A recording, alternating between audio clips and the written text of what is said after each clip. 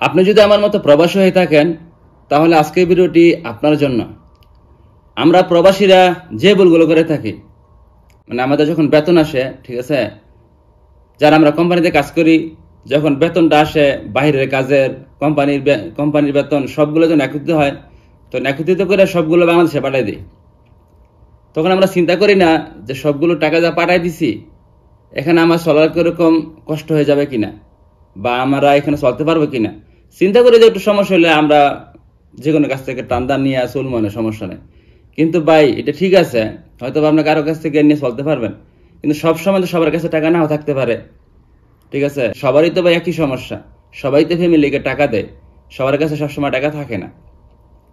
যে জন্য আমি একটা কথাই বলতে চাই প্রবাসী ভাইদের উদ্দেশ্যে, যে ভাইয়েরা আপনারা যাই করেন, ঠিক আছে, যা কামান সবগুলো টাকা বাংলাদেশে দেওয়া দরকার নেই, কিছু নিজের কাছে রাখেন আপনার চলাফেরার জন্য। আপদ বিপদের কথা তারা বলা যাবে না। যখন আপনি সবগুলো টাকা একত্রিত করে পাঠিয়ে দিবেন তখন কিন্তু আপনার জন্য চলাফেরা করা কঠিন হয়ে যাবে এই দেশে।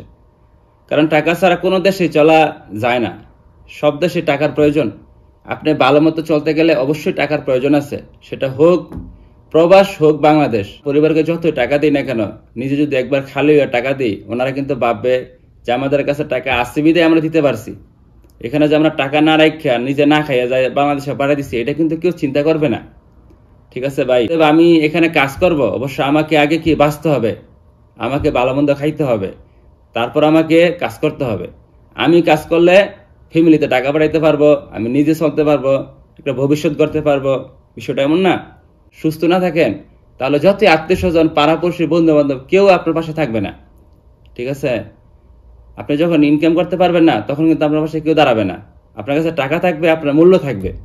ঠিক আছে না, টাকা নাই কেউ মূল্য দেবে না ভাই, এই কথাটা মাথায় রাখতে হবে। আপনি যে কোনো দেশে থাকেন, আপনার কাছে টাকা আছে, আপনাকে ফ্যামিলি ভালোবাসবে, বন্ধু বান্ধব ভালোবাসবে, আত্মীয় স্বজন ভালোবাসবে।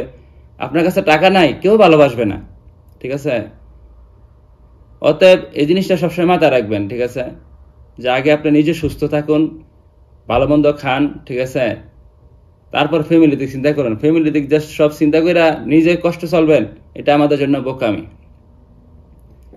তো আমি অনেকেই দেখছি এরকম, ঠিক আছে, যে মাসটা শেষ হলে সবগুলো টাকা দেশে পাঠায় দেয়। পরবর্তীতে কি করে, যখন সমস্যা হয় তখন এর থেকে 50 টাকা, এর থেকে 100 রিয়াল, ওর থেকে 150 রিয়াল, এর থেকে 200 রিয়াল এরকম নিতে চায়।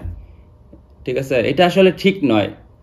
কেননা আমরা এখানে সবাই প্রবাসী, সবাই ফ্যামিলি দিক চিন্তা করি, কেউ কিন্তু পকেটে টাকা রাখা বসে থাকি না। ঠিক আছে, যে আমার এক বন্ধু, ঠিক আছে, 200 রিয়াল দিয়ে চালাইবো, 300 রিয়াল দিয়ে চালাইবো, এও তার ফ্যামিলি দিক চিন্তা করে।